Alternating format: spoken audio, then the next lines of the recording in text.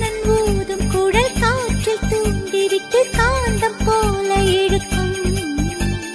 மங்கை வந்தவுடன் மறைந்து கொள்ளுவது மாய கண்ணன் வழக்கம். காடு இருந்து விட கண்கள் சிவந்து விட காதல் ராதை அலைந்தார். அவனை தேடி அவள் தன்னை தொலைத்து விட்டு ஆசை நோயில் விழுந்தார். உதடு துடிக்கும் பேச்சு இல்லை, உயிரும் இருக்கும் மூச்சு இல்லை. வந்த